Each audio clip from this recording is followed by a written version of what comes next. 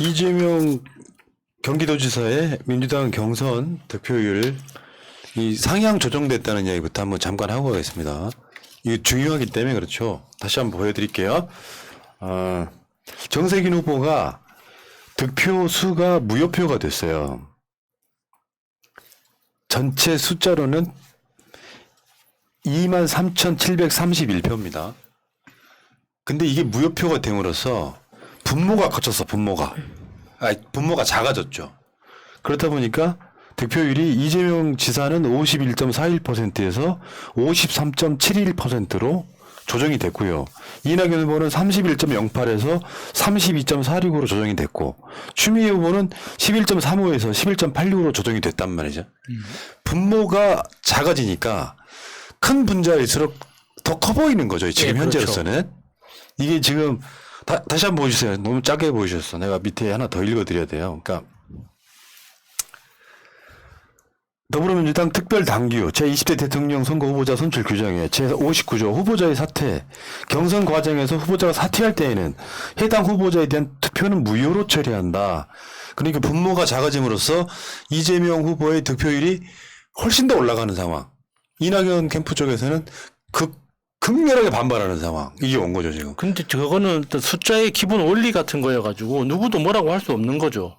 이게 빈익빈 부익부 현상이 분명히 숫자에는 있거든요. 큰 숫자가 조금만 변해도 더 많이 숫자가 커지고 작은 숫자는 크게 변해도 작을 수밖에 없는 그런 숫자의 기본 원리가 있는 건데 그 현실인 걸 받아들여야죠. 그렇기 때문에 사실상 이게 경선 안 했는데요. 정세균 후보는 그거를 계산하셨을까요? 왜냐하면 룰을 정확히 알고 있다면 이것은 공식적으로 이재명 지사의 경선 승리를 한 발 다가게 만드는 굉장히 중요한 요소로 작동해버린 거예요. 난 몰랐을 거라고 보는데. 건가요? 어느 것도 지지한다는 선언은 한 적이 없죠. 네. 정총리님의 큰 그림이라고 생각합니다. 네. 여기 53%의 느낌하고 51%의 느낌은 완전히 다르지 않습니까? 그렇죠. 저거를 조금만 흔들면 49로 내릴 수 있을 것 같은데. 그래서 결선 투표 갈 수 있을 것 같은데 했던 사람들이 이게 53%로 올라가 버리니까 순간 엄청 당황해 버리는 거죠. 끌어내려야 되는. 그러니까 여러분들이 이재명 지사 표가 선거인단에서 좀 적게 나왔다고 생각했던 그 느낌은 뭐냐면은 그 전에 있었던 경선에서 55%까지 나왔던 득표율 때문에 상대적으로 하향 추세라는 느낌을 줬잖아요. 근데 53%로 지금 더 올라간 부분이 있다. 요게 민주당 경선에는 엄청 크게 작동하고 있다 이렇게 봐요. 정세균 총리 고맙습니다.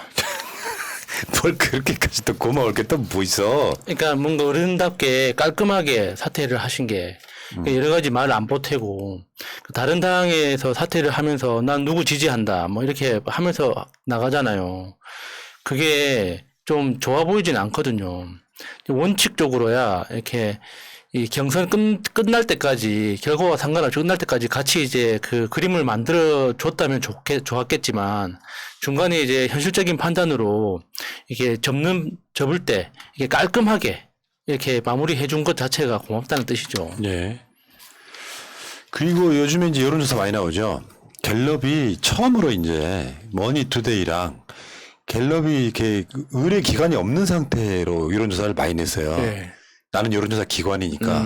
머니투데이가 이제 딱 낚은 거지. 저번에 PNR이랑 하다가 갤럽이랑 이제 2주에 한 번씩 대선 주자들 지지율 내기로 했는데 나는 근데 그 여론조사를 보면서 일단 민주당의 지지율이 많이 떨어져요. 국민의힘에 비해서. 이게 뭔가? 라고 봤더니 유선이 15%나 섞여 있네. 갤럽도 합치 않게. 이유가 뭘까 이런 생각을 해봤어. 아마 머니투데이랑 이게 여론조사를 의뢰를 하면서 주기로 하는 돈이 좀 적은 게 아니냐 이런 생각을 해봤습니다. 요즘 같은 세상에 유선을 15%나 섞어. 그럼 전체적으로 봤을 때 저쪽이 좀 유리하게 나옵니다. 되게 희한하더라고. 저는 집에 그러면 계시는 분들은 왜 보수를 지지할까요? 저는 영원히 갤럽 여론조사 전화는 받을 일이 없겠네요. 집에 전화가 없어. 아니 15%만 섞여 있는데 네. 15%만 섞여 있어도요 엄청난 변화를 이게 그러니까 같은 갤럽이 전화 면접 그 무선 100%로 한 여론조사랑 완전 다르게 나와요. 그러니까 집전화를 받는 분들이 보수적일 수밖에 없죠. 그러니까 지금 그 집전화가 있다는 건 있는 걸 해지를 안 했다는 뜻이거든요. 그러니까 원래 그 젊은 사람들이나 좀 약간 변화를 지향하는 사람이라면 합리적으로 생각을 할 수밖에 없어요. 내가 저 집전화를 지난 1년 동안 한 번도 받아본 적이 없다면 당연히 해지를 하는 게 기본 요금이라도 아끼는 거잖아요.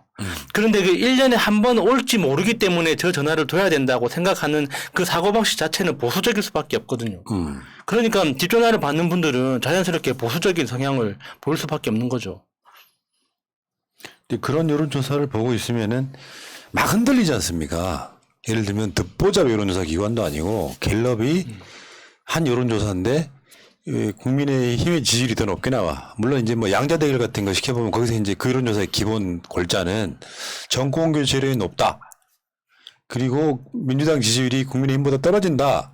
근데 또 양자 대결을 시켜보면 이겨. 그러니까 이게 말도 안 되는 여론조사가 사실 큰 의미가 있냐 이런 생각이 들 정도인데 아무튼 여러분들은 여론조사를 볼 때 그냥 이렇게 이제 답이 나오는 것 같아요. 응답률 낮으면 국민의힘에 윤석열에 유리하고 응답률 높으면 민주당 이재명 등한테 유리하고 하나 더 볼 것이 무선 유선 비율인데 지금 솔직히 이 시점에 이 시기에 유선 집전화를 15% 섞는 나는 의도를 모르겠다는 거지.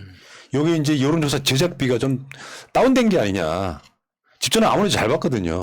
아니요, 의도적으로 하는 거죠. 결과를 유추할 수 있으니까. 당연히 목적을 가지고 하는 거라고 생각합니다. 그래서 이제 그런 방식으로 해가지고 그 정권 교체를 주도하는 사람들이 다른 건 없어요. 윤석열, 홍준표 누가 됐든 정권 교체하려는 여론이 높다라고 계속 이제 그게 이제 4월 재보궐선거의 스킬이 똑같이 작동되는 거죠. 일부 여론조사에서는 그렇게 나온다는 거죠. 동요하지 마시기 바라겠고요. 유선이 14.5%나 섞여 있는데 이재명이 윤석열 이겨요. 그럼 우리가 더 유리한 거야. 이렇게 해석하는 게 낫죠. 네. 아무튼 그 이재명 지사의 경선 득표율이 53%로 올라감으로써 상당히 닥쳤던 개 같은 느낌이 된 이낙연 캠프는 이제 그 이 특별 당규에 들어있는 내용을 모른 채 당선관이 가가지고 항의하는 사태가 벌어진. 야, 규정대로 한 거야. 사실 솔직히 말해 이상민 위원장이 이재명 후보한테 유리한 사람이라고 할 수 있어? 아니요. 그래서 그런 뭐 거지. 항의는 엄중하게 했겠죠. 네. 그럼 됐죠. 자, 알겠습니다. 이재명 득표율이 올라갔다는 말씀드리고 이러면 이제 호남 경선이 좀 살짝 좀 바람이 빠집니다. 아시죠? 왜요? 왜냐하면 호남을 통해서 이재명 지지율을 49% 밑으로 내리려고 노력을 했는데 51%일 때는 좀만 내리면 돼요.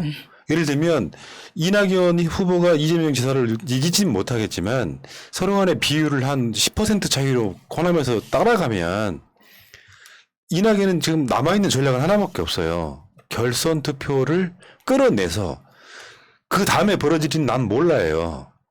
어떤 면에서 보면 결선 투표를 하면 이낙연 지지율은 이재명이 더 떨어질 수도 있음에도 불구하고 결선 투표까지 가는 게 목표라서 호남권에서 반등의 모멘텀을 만들어 보겠다.